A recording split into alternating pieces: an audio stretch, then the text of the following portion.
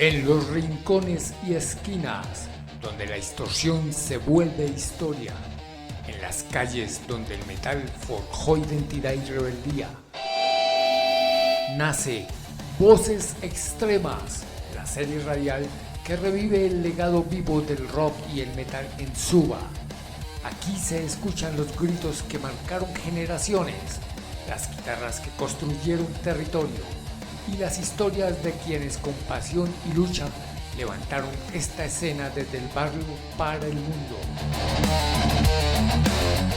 Prepárate para conectar con los protagonistas del sonido más crudo, rebelde y auténtico de nuestra localidad. Esto es memoria, esto es identidad, esto es cultura. Bienvenidos a Voces Extremas, donde el ruido se convierte en identidad y la pasión por el rock y el metal late en cada esquina. Comenzamos.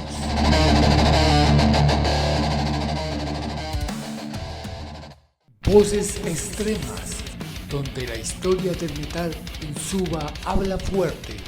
Muy buenos días a todos los oyentes de Suba es Metal Radio. Bienvenidos a otro nuevo capítulo de su serie Voces Extremas.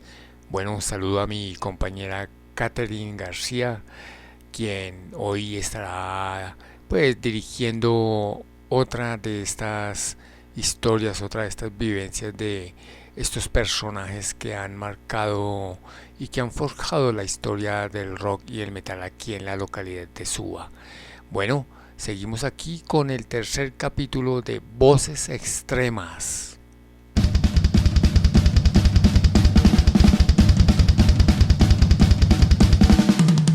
Bueno, seguimos con Voces Extremas aquí en nuestra emisora Suba es Metal Radio. Hoy estamos con uno de los personajes más icónicos, legendarios y más influyentes de nuestra localidad. Una persona que desde hace muchísimos años fundó una de las primeras bandas más populares, más conocidas en este territorio y en el distrito. Estamos hablando de las bandas Alma Antigua y Legacía. Su fundador, el señor Mario Melo, que en este momento se encuentra con nosotros. Bienvenido, Mario. Y bueno, cuéntenos usted de dónde viene. ¿De dónde viene toda su familia? Háblenos un poco de sus orígenes.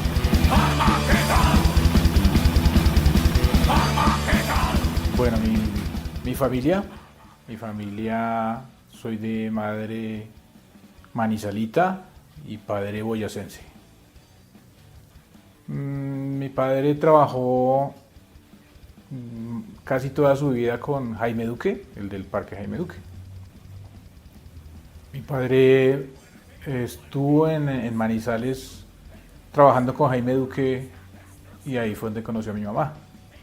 De ahí llegaron aquí a Suba, aquí a Bogotá, después compraron este lote donde está esta casa actualmente, hace 52 años casi. Yo nací en esta casa con partera. Soy recibido por una partera que era muy famosa aquí en esta localidad y pues hace 50 años ya. Este sector es la Chucua Norte, en Suba. Físicamente este barrio eran casalotes hasta lo que hoy la carrera es la carrera 100 hacia abajo, hacia occidente, eran solo potreros de sembrados y ganado. Eso era lo que había en esa época. Cuéntenos, Mario, ¿qué hacía un niño en esa época, en esos primeros años en la localidad de Suba? Cuéntenos un poco dónde estudió usted, qué hacía. Los niños de esa época, gaminear, recorrer todos esos potreros, los humedales,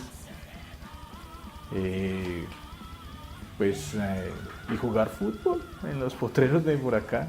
Eso era lo que se hacía como pasatiempo, y lo que lo ponían a uno a hacer también era lo que llamaban el rastrojo, ¿no? Que era cuando terminaban una cosecha, dejaban entrar a la gente, a la comunidad, a coger los restos de la cosecha. Eso es el rastrojo. Yo estudié en varios colegios. El primero fue el Liceo Glover, que queda en El Rincón. El segundo fue en Manizales. Ya me trasladé a Manizales con mi papá un tiempo. Se llamaba el Liceo Moderno, exactamente en Villa María Caldas. Y el tercero, el Santander en el Quirigua, muy famoso. Ya saben por qué es famoso. El cuarto, el Calazán, el Colegio Calazán del Rincón. Y me gradué en uno que se llama Nueva América, en el Rincón también. Mario, cuéntenos cómo fue ese primer encuentro, cómo fue sus primeros contactos con esta música, con el rock, con el metal, cómo llegó a su vida. Mi primer acercamiento fue con el rock en español. Tenía yo alrededor de 9 o 10 años, más o menos. Las bandas de esa época como Los Toreros Muertos, Los Prisioneros, Miguel Mateos. Todavía me gusta mucho Miguel Mateos. Había una emisora muy conocida aquí en Bogotá en AM, que se llamaba Radio Tequendama.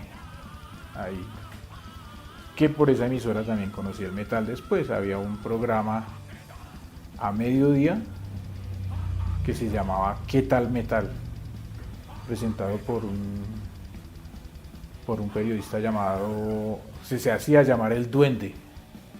Así fue que yo llegué al cuento del metal. Pues no había mayor cosa. Lo que uno alcanzaba a ver era pues lo que escuchaba en la emisora. Pocas bandas de aquí de Bogotá. Estaba Minga Metal, ya estaba Darnes, Escape, una banda muy buena, Escape. Esas eran como las bandas referentes de Bogotá. En Suba, en esa época, solo me acuerdo de una que se llamaba Apocalipsis.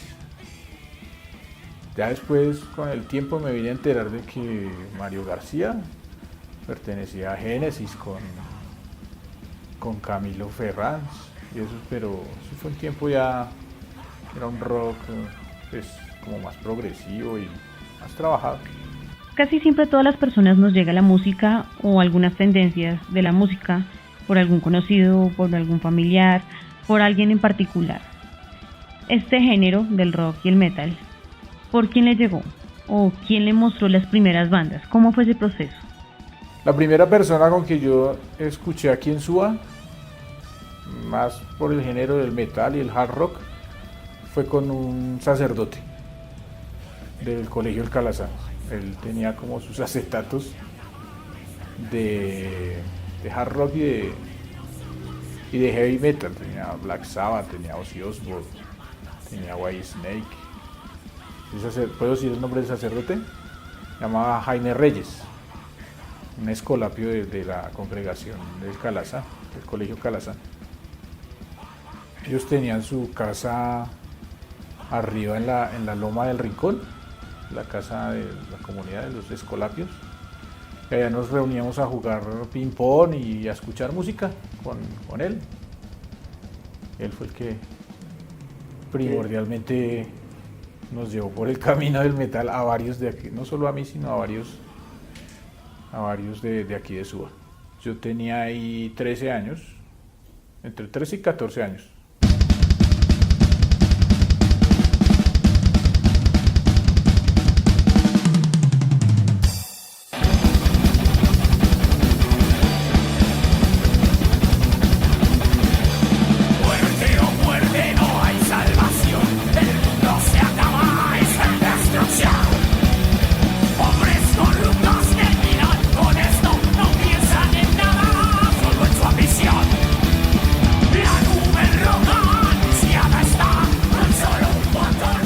Mario, ¿qué recuerdos tiene así cuando era muy niño, cuando era joven, acerca de el querer tocar música, el querer de pronto empezar a explorar ese mundo del rock, del metal y todo esto?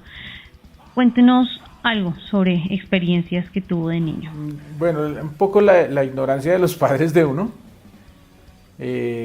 me frustró, yo creo que en mi infancia, que yo algún día mi papá me compró una guitarra, pero mi mamá no me la dejó que porque la dañaba, entonces ahí hubo cierta frustración. De ahí ya pues me volví, fue como escucha, pero con una introversión. Yo era muy introvertido, entonces mucha timidez y mucho miedo como a decir quién era uno, como a salir. Ya terminando en 10º y 11 en el Colegio Nueva América fue donde me metí a teatro, a música, como para combatir un poco lo introvertido que era.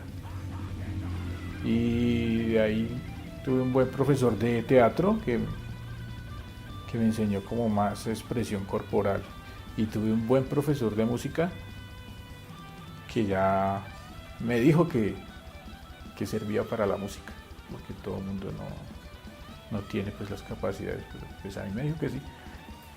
Soy muy empírico, yo lo que aprendí con ese profesor y más adelante con otro profesor, pero de meterme ya bien en la música fue a los 21 años, ya cuando pude yo mismo comprar mi instrumento musical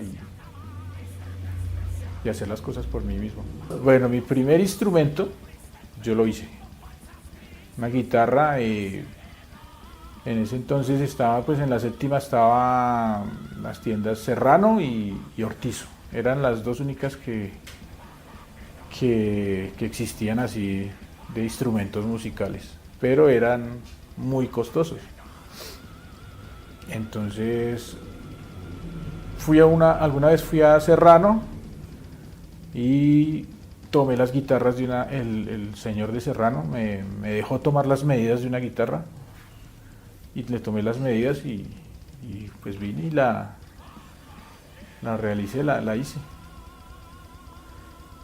No me quedó muy bien hecha porque uno no sabe eso, hay que estudiar también para ser luthier y pues no, la hice, me funcionó, le compré unos accesorios buenos micrófonos, pero se me dobló porque no le metí el alma a la guitarra.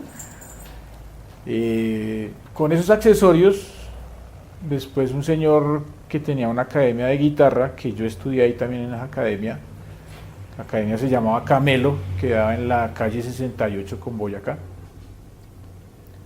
Estudié guitarra y él, con los accesorios que yo tenía de la guitarra que mal hecha, mandé a hacer una guitarra. En el proceso de hacer esa guitarra, ese señor se demoró muchísimo haciendo esa guitarra. En ese transcurso yo compré una guitarra, pude comprar una guitarra y ahí comencé. Primero con las clases de allá y después ya por mí mismo, comprando partituras en la séptima. Bueno, partituras no, tablaturas. Más hacia la vieja guardia, el Black Sabbath, estaba Scorpio, por ahí tenía unas de Scorpio.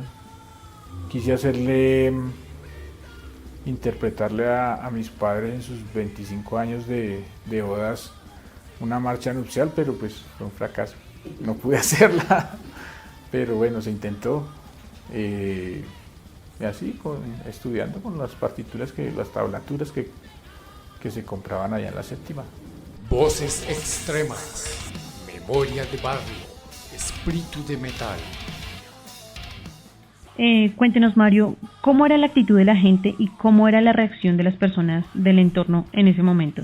Sabiendo que pues Suba siempre ha sido o fue en su momento muy conservadora, muy de costumbres, y pues al escuchar estos sonidos como fuertes, como tan extremos, ¿qué pensaban?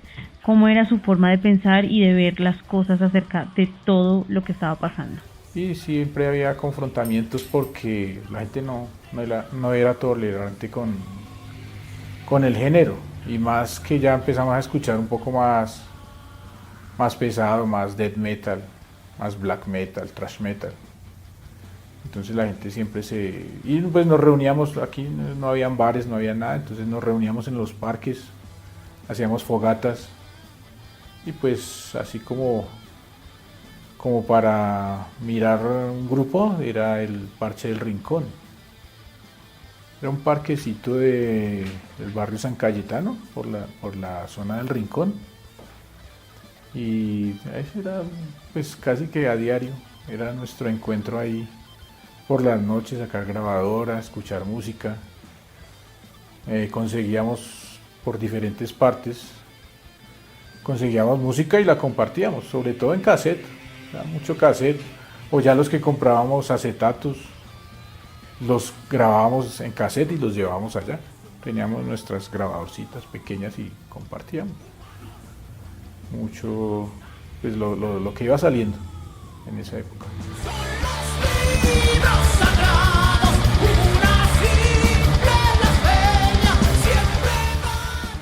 Mario, y bueno, ¿cómo fue su primera formación? ¿Cómo empieza su primera agrupación de metal? Cuéntenos cómo fue la historia de este proceso.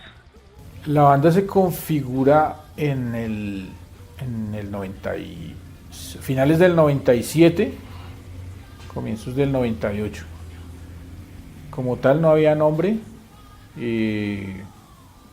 Comenzamos con una nena llamada Adriana Rojas y con el novio que ella tenía en esa época, que se llama Alex Salcedo. Pues nosotros éramos bien amigos y pensamos en hacer un grupo ya como consolidado. Anterior a eso ya habíamos intentado hacer algo ya con Luis Cuellar y Freddy Urrego. Alcanzamos a hacer algo aquí en esta casa. En esta casa, a la parte de atrás, estaba un poco en ruinas y ahí armamos un ensayadero, que yo creo que viene siendo de los primeros ensayaderos que hubo en Suba.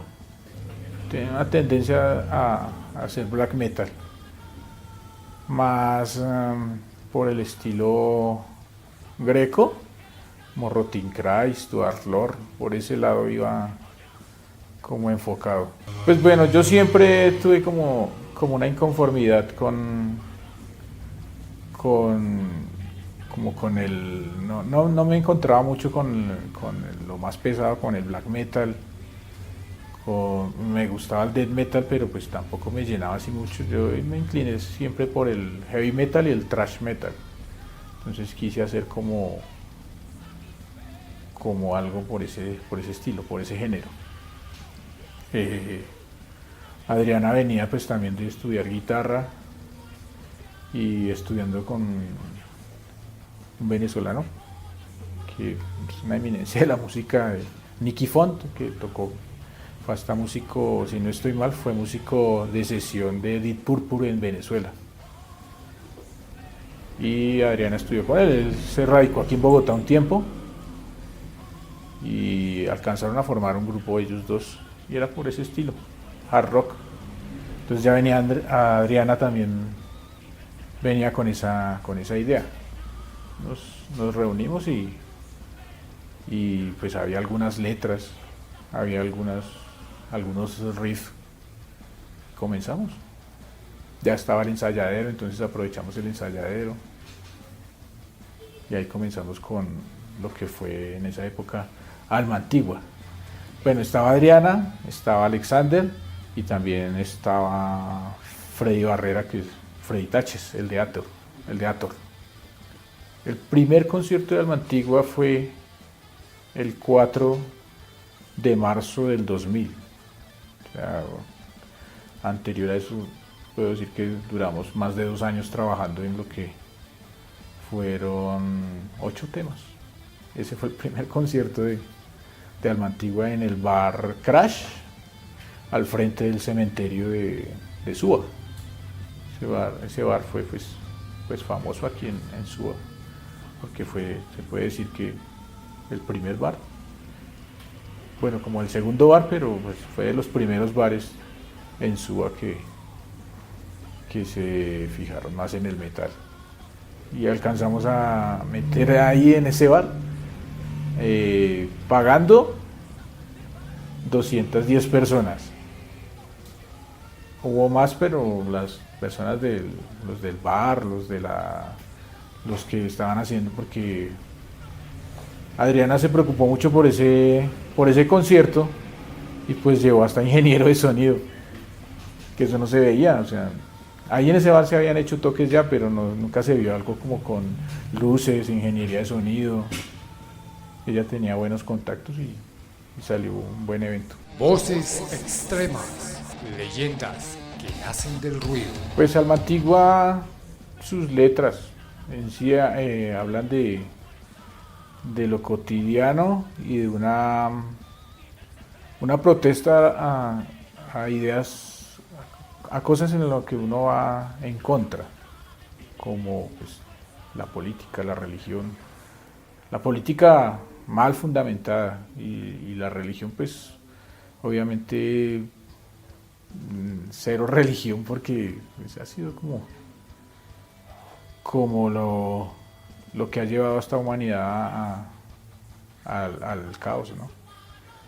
Esa lucha de ideas que son creadas por el hombre y para destruir hombres. Entonces, pues, a eso era lo que le cantaba Alma Antigua.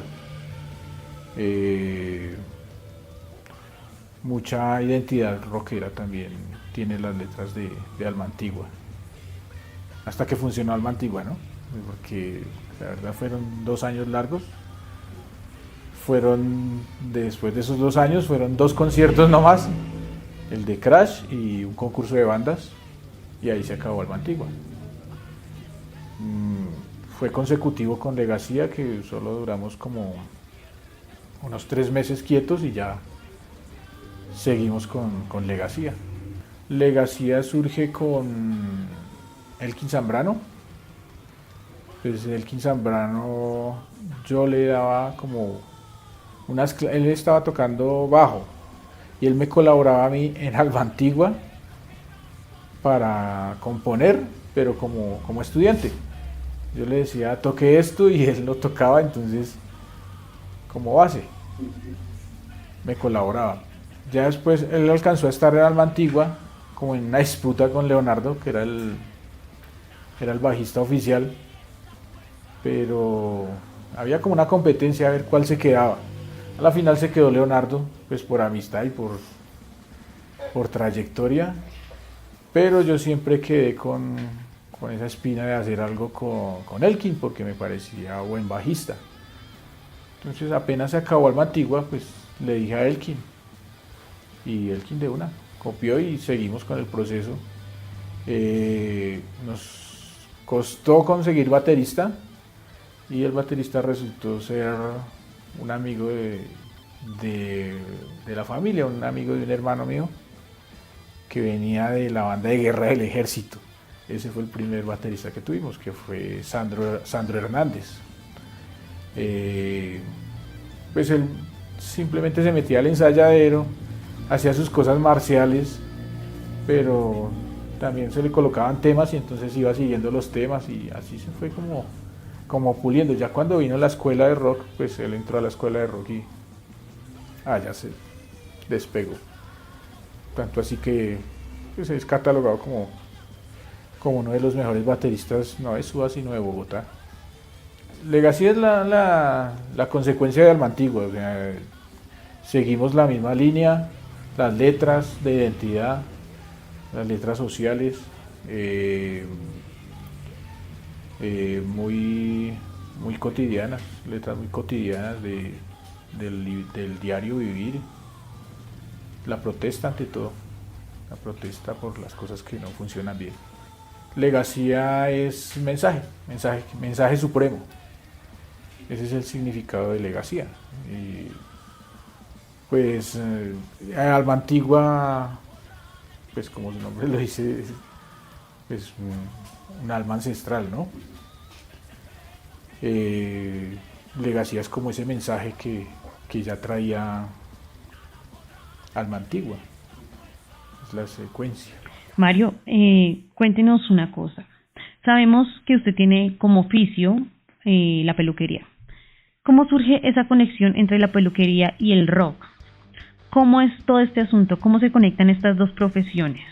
Bueno, en los años finales de los 80, y principios de los 90 aquí en Suba. En Suba había una peluquería que se llamaba Zeus. Ahí estaba pues Juan Carlos, estaba Caín, el famoso Caín, el diablo de Colombia. Ellos eran los peluqueros y eran muy hard rock. Ellos, sus vestimentas, todo eso, uno se impresionaba de verlos y uno tal vez quería ser como ellos. Entonces ahí como que comenzó la cuestión de lo de la peluquería en mí, porque yo era cliente de ellos. Yo vi una manera de trabajar en eso.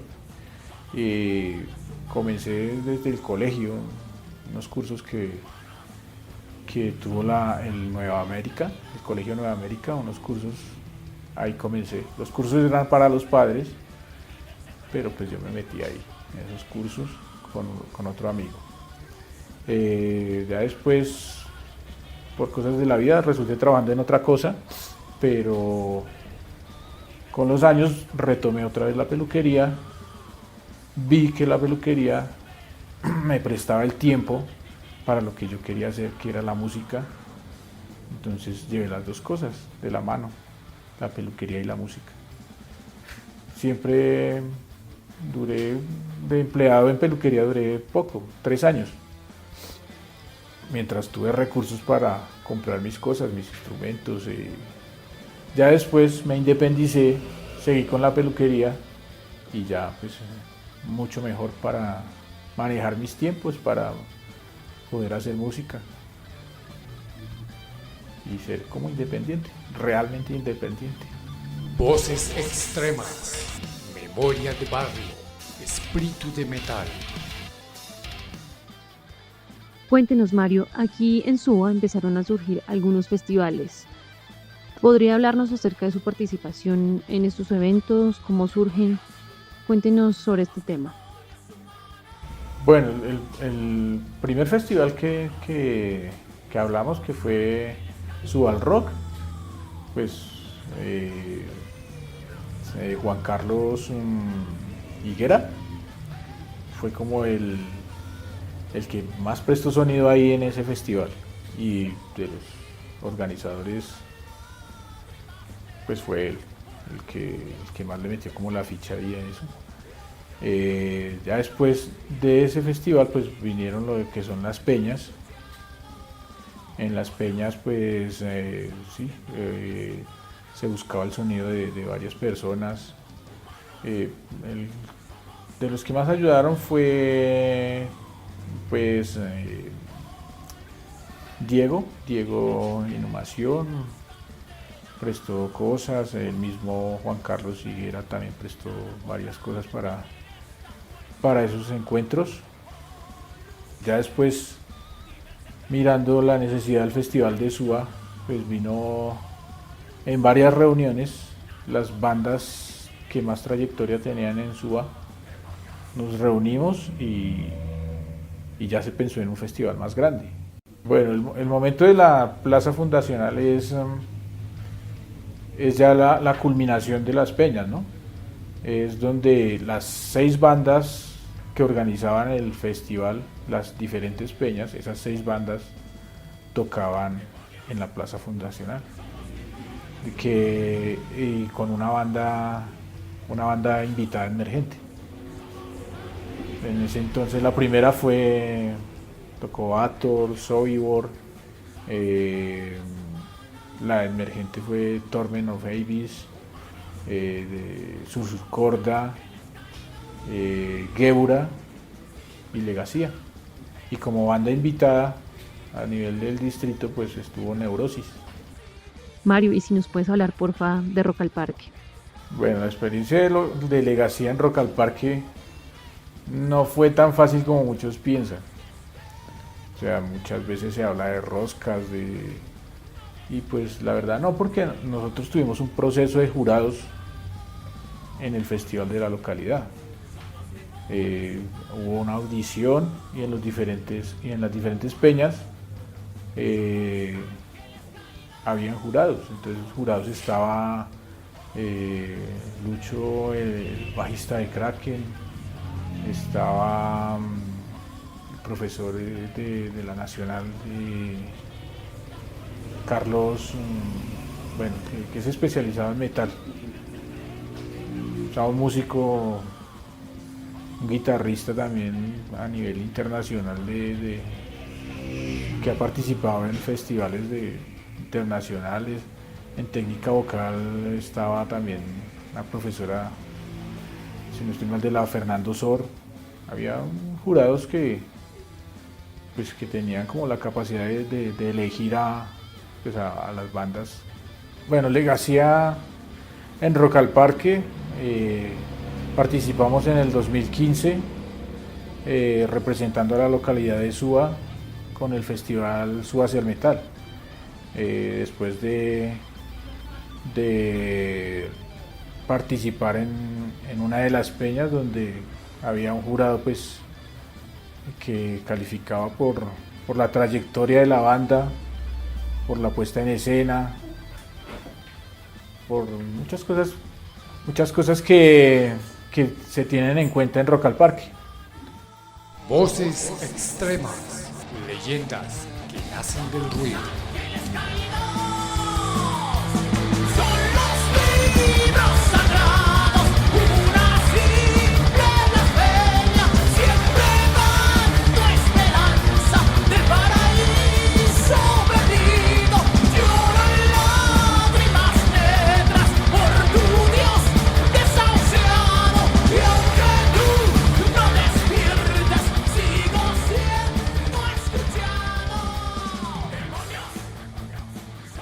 Bueno, Mario, ya para finalizar, nos gustaría que nos contara algo sobre ese legado familiar que deja usted en cuanto a la música, ese legado que deja a través de sus hijos. Bueno, yo tengo 2 hijos. Uno es Lenos, está cumpliendo años hoy, hoy 11 de agosto.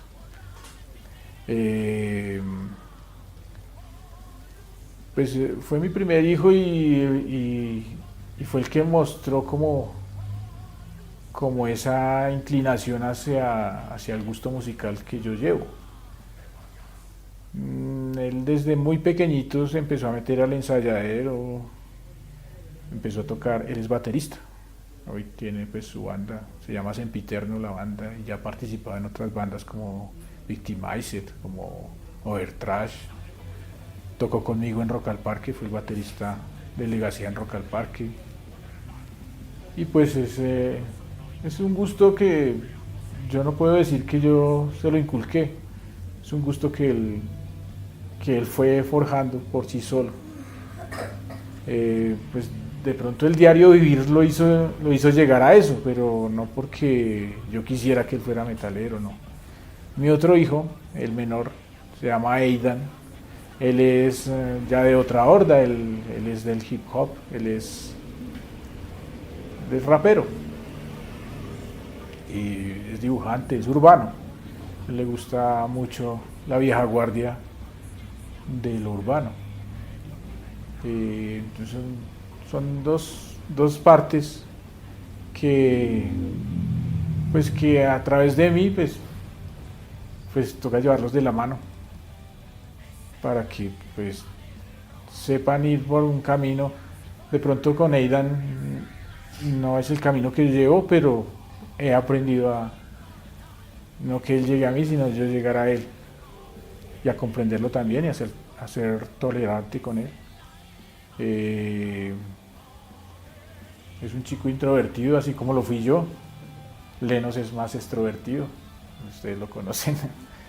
Pero pues es como también la idea y es lo que la vida le trae a uno, como esas pruebas de que ese radicalismo no nos lleva a nada.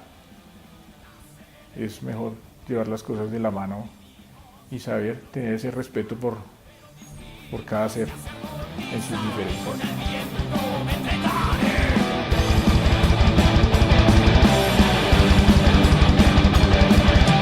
Y con la muerte podré desprenderla, porque soy su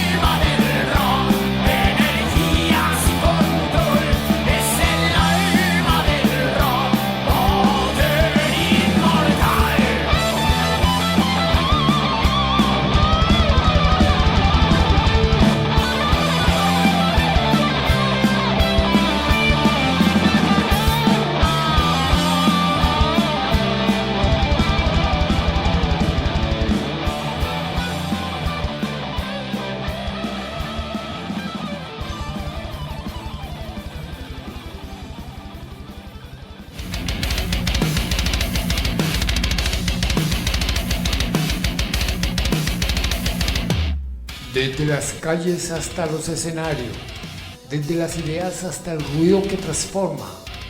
Escuchaste las historias, sentiste la intensidad y fuiste parte de la voz que nunca se apaga. Esto fue Voces Extremas.